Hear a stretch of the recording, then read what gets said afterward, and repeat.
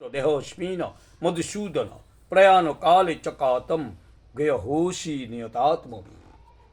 অর্জুন বলতেছেন, হে পুরুষোত্তম, সে ব্রহ্ম কি, অধ্যাত্ম কি, অধিভূত বা অধিদৈবই বা কাহাকে বলে?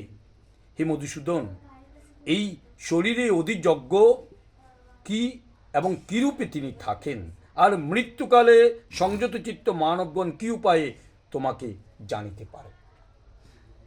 এখানে প্রথমেই যে কথা, ব্রহ্ম কি, শ্রী ঠাকুর সত্যানুসরণে বলতেছেন, ব্রহ্ম মুখে কহা যায় না। ব্রহ্ম কি সেটা মুখে কহা যায় না। এখানে আমার মামুনি একজন শিক্ষক, আমার অযোধ্যাও শিক্ষক। বেশিরভাগ মানুষরা আমরা এই বাংলা ভাষা, বাংলা উচ্চারণে অনেক সময় ভুল করি। মা, এটা কি ব্রহ্ম নাকি ম সংযুক্ত? তাইলে এটা কি হবে? উচ্চারণ কি হবে? তাইলে ব্রহ্ম হবে। এটা এখন আধুনিক যুগ, আমরা যারা মোবাইল অ্যান্ড্রয়েড সেট যাদের আছে, এই অ্যান্ড্রয়েড সেটে চার্জ দিয়ে দেখবেন শুদ্ধ বাংলা উচ্চারণে ব্রহ্ম শব্দের উচ্চারণ কেমন। আমরা প্রণাম যখন করি, এই প্রণাম মন্ত্রে প্রথম আমরা ভুল করি। এটা হবে ব্রহ্ম, ব্রাহ্মণ। ব্রহ্ম মুখে কহা যায় না। ব্রহ্ম কোথায়? জড়ের মধ্যে নিহিত আছে। জড়বাদে আত্মা সত্যানুসরণে শুনে বলতেছেন, অবাং মনস্যগোচর। অবাং মনস্যগোচর শব্দের অর্থ কি? যা মন এবং বাক্যের অতীত, যাকে মন দিয়ে ধরা যায় না, যাকে ভাষায় প্রকাশ করা যায় না, সেটি হচ্ছে ব্রহ্ম। আর এই ব্রহ্ম কোথায় আছেন? জড়ের মধ্যে নিহিত আছে। কোন জড়ের মধ্যে নিহিত আছেন? ভক্ত প্রহ্লাদকে সেদিন প্রশ্ন করেছিলেন হিরণ্যকশিপু, তোমার হরি কোথায় থাকে?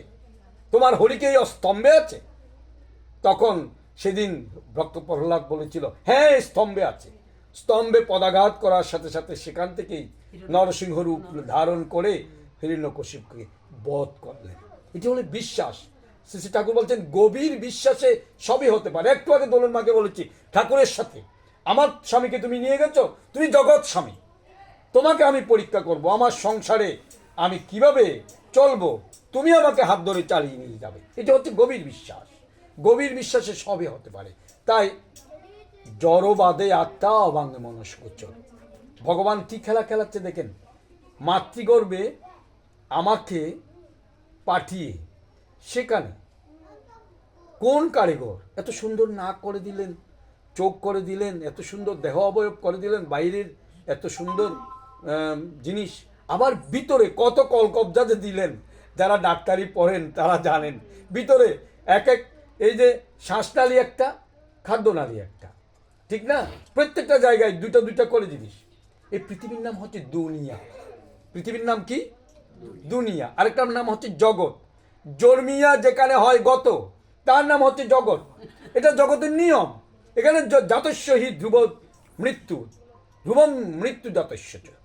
হ্যাঁ, যে জন্মিবে সে মরবে, মরলে জন্ম হবে। এটা ঘুরপাক। এটা পৃথিবীর জনম মননের খেলা। জন্মিয়া যেখানে হয় গত, তার নাম জগৎ।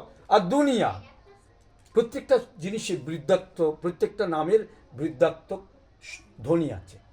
নারী পুরুষ, সকাল বিকাল, দিন রাত্রি, ভালো খারাপ, হ্যাঁ, সাধু চোর, ঠিক না? আমাদের দেহের মধ্যেও দেখবেন, নাক দুইটা কেন দিল? একটা দিলে চলতো না? হীরা এবং পিঙ্গলা, দুইটা জিনিস, শাস্ত্রীয় নাম। হ্যাঁ, তারপর চোখও দুইটা দিল, কিডনিও দুইটা দিল, সব কিছু দুইটা দুইটা আছে, ঠিক না? এই দুনিয়া সব কিছুতে তিনি এত সুন্দর করে সাজালেন। কেন সাজালেন জানেন?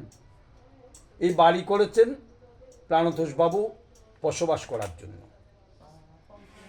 কিন্তু